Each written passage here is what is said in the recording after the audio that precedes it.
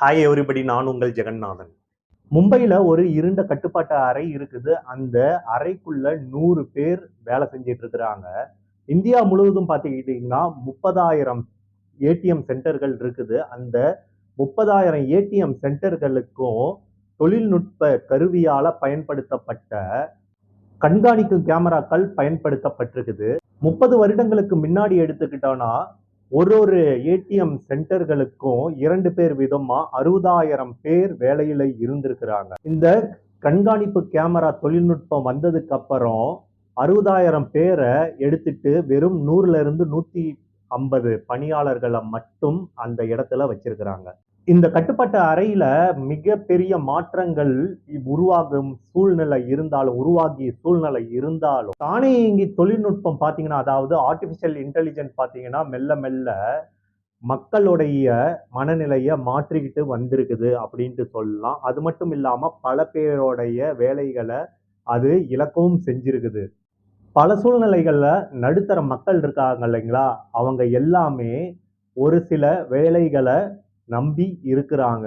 அது மட்டும் இல்லாம இந்த தானியங்கி வந்ததுல இருந்து, அதாவது ஆர்டிபிஷியல் இன்டெலிஜென்ட் வந்ததுல இருந்து பல பேரோட வருமானம் கேள்விக்குறியா ஆயிருக்குது அப்படின்ட்டு சொல்லலாம். தானியங்கி வந்ததுனால பல பேரோட வருமானம் பார்த்தீங்கன்னா நிலையற்றதாகவே இருக்குது அப்படின்ட்டும்.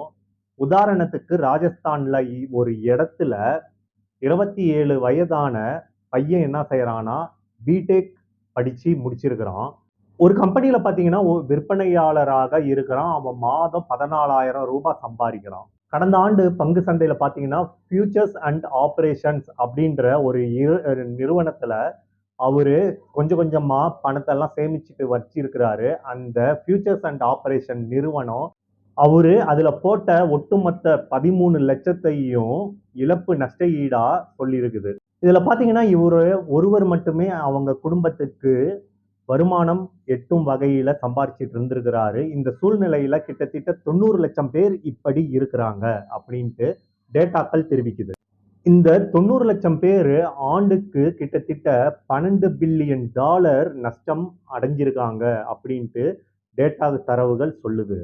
இந்த 90 லட்சம் பேர் பார்த்தீங்கன்னா வேற எந்த வேலைக்கும் போவாம, அதாவது கெட்ட பழக்கங்கள், சூதாடுறது இதெல்லாம் போவாம நேர்வழியில போயிட்டு இருக்கிறவங்க, நல்ல படிப்பு படிச்சிருக்கவங்க அப்படின்ட்டு சொல்லலாம். ஆனா அவங்களோட வருமானத்தை பெருக்கிக் கொள்றதுக்காக பாதுகாப்பு வளையங்களை தேடி ஒரு சில கம்பெனியில போய் அந்த பணத்தை போடுறாங்க.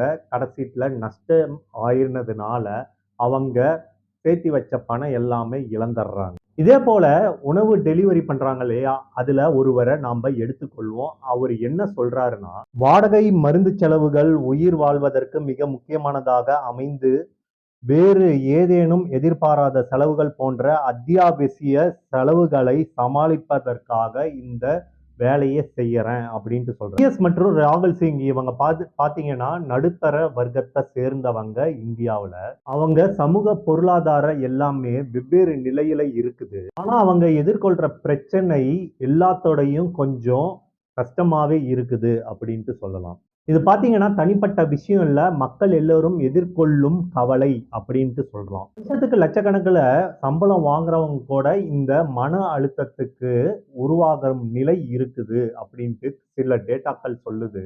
இதுல இந்திய பொருளாதாரத்துக்கு எல்லாமே மிகவும் முக்கியமானது அப்படின்ட்டு சொல்லப்படுது. ஒரு மக்கள் குழு இருக்குது. அந்த மக்கள் குழு என்ன செய்யுதுன்னா புதிய புத்தகத்தை உருவாக்குது. அந்த புதிய புத்தகத்தை உருவாக்குறப்ப அவங்களுக்குள்ள ஒரு மனஸ்தாபம் ஏற்படுது. அதுல வரும் பிரச்சனைகளை சமாளிக்கிற விதமா எந்த ஒரு டேட்டாவும் அமையல. அதே நேரத்துல பாத்தீங்கன்னா பல வழிகள்ல ஏதோ ஒரு சந்தர்ப்பத்துல அது சரியாகிடும் அப்படின்ட்டு நிகழ்வுகள் நிகழ்ந்து கொண்டுதான் இருக்கு.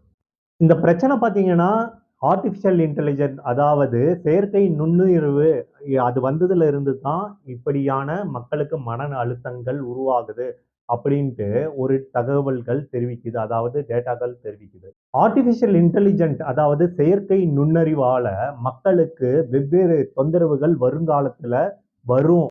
பட்டதாரிகள் அதிக வேலை செய்யற இடத்துல இருந்து இந்த தொழில்நுட்பத்தால, அதாவது ஆர்டிபிஷியல் இன்டெலிஜென்ட்டால பாதி பேத்துக்கு வேலை இல்லாமல் போகும் அப்படின்ட்டு சொல்லப்படுது டேட்டா தரவுகள்.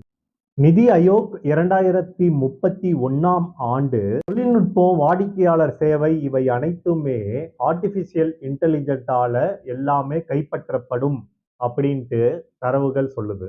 இதனால கிட்டத்தட்ட 50 லட்சம் பேருக்கு மேல வேலை இல்லாமல் போகும் அப்படின்ட்டு தரவுகள் சொல்லுது.